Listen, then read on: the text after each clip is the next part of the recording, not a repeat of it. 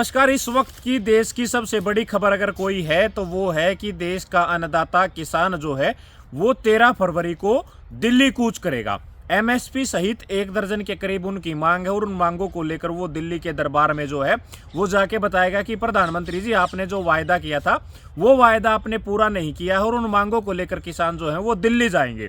अब दिल्ली कूच के ऐलान को देखते हुए केंद्र सरकार के साथ साथ हरियाणा सरकार जो है वो भी अलर्ट मोड पे है। पुलिस ने कई बॉर्डर जो है वो सील कर दिए हैं। पंजाब से लगभग 10,000 के करीब किसान ट्रैक्टर ट्रैली लेकर जो है 10,000 ट्रैक्टर ट्रैली दिल्ली की तरफ कूच करेंगे। इन चीजों को देखते हुए हरियाणा पुलिस एहतियात बरत रही है और हरियाणा पुलिस कह रही है कि आप लोगों के पास धरना प्रदर्शन की कोई अनुमति नहीं है और हरियाणा प्रदेश में हम शांति भंग नहीं होने देंगे। इसी एहतियात को बरतते हुए हरियाणा और पंजाब के बीच लगते बॉर्डर, चाहे वो शंभू बॉर्डर हो, खनौरी बॉर्डर हो या डबवाड़ी बॉर्डर हो, इन दो बॉर्डरों को जो है सील कर दिया गया है। अब हम बात करें शंभू बॉर्डर की, जो पंजाब से डायरेक्ट हरियाणा को कनेक्ट करता है, वहां के हालात क्या हैं। शंभू बॉर्डर को पूरी तरह से सील कर दिया गया है।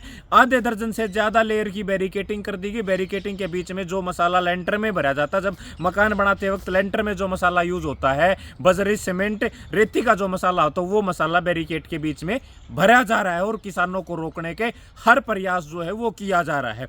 हरियाणा के कई कद्दावर किसान नेता हैं, उन्होंने इस आंदोलन के जो दिल्ली कूच है इससे किनारा किया हुआ। वो कह रहे हैं कि हमें नहीं बुलाया जा रहा और जहां इज्जत ना हो वहां जाना ठीक नहीं है। चाहे उसमें गुरनाम सिंह चनूनी की बात हो या सुरेश कोत की बात हो या अन्य किसान नेताओं की बात हो, लेकिन हरियाणा के एक नौजवान किसान नेता जो हैं अभिमन्यु कोहाड़, वो इसमें हिस्सा लिए हुए हैं।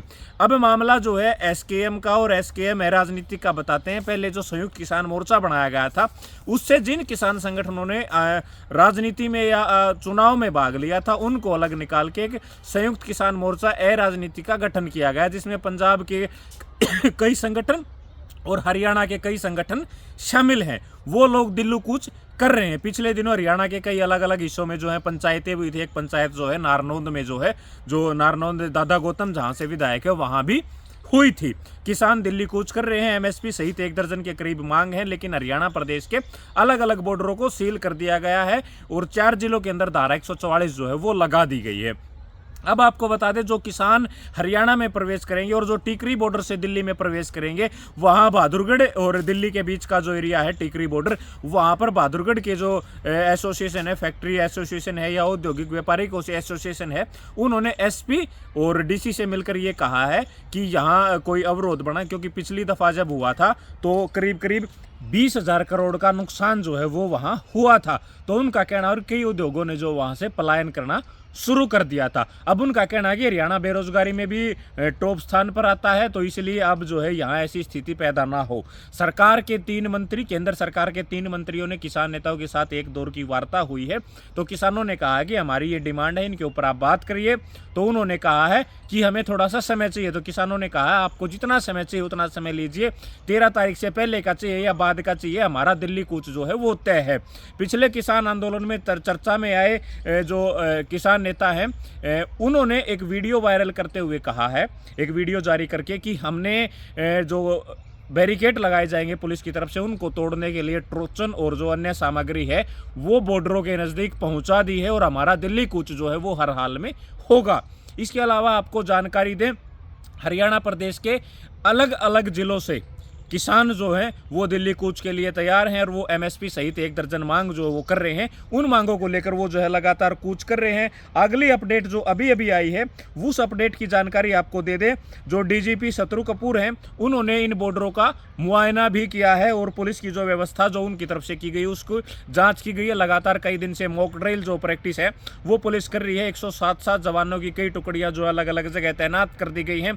और रोहतक जिले की बात करें तो रोहतक और जींद जिले के बीच की जो सीमा है वहां जुलाना थाना और लाखन माजरा थाने ने मिलकर बैरिकेटिंग जो है वो रोड के साइड में रख दी। अगर जरूरत पड़ी तो यहां हम बैरिकेटिंग जो है वो करेंगे। और घग्गर नदी के ऊपर जो ब्रिज बना हुआ है शंभू बॉर्डर के पास, उसको भी पूरी तरह से बंद कर दिया गया है और किसी भी हालात में किसानों को दिल्ली कूच से रोकने के लिए हरियाणा पुलिस हर बरकस प्रयास, हर संभव प्रयास जो है वो कर रही है। और सोनीपत, झज्जर, पंचकुला और कैथल जिले में धारा 144 लगा दी गई है। कहीं भी 5 या 5 से ज़्यादा व्यक्ति जो है वो इकट्ठा नहीं हो सकते।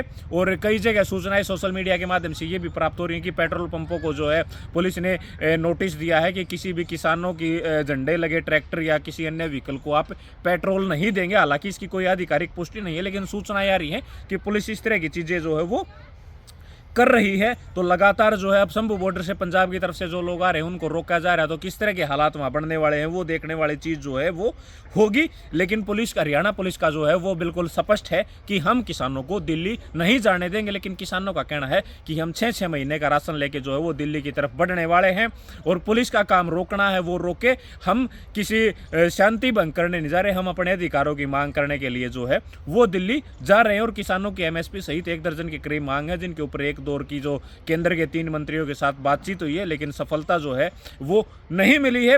तो इस बारे में आप लोग क्या सोचते हैं वो हमें कमेंट करके जरूर बताएं। दूसरा, साथ साथ आप लोग जो ये विजुअल देख रहे हैं इसके बारे में आप लोगों की क्या राय है वो हमें कमेंट करके जरूर बताएं। शुक्रिया, धन्यवाद।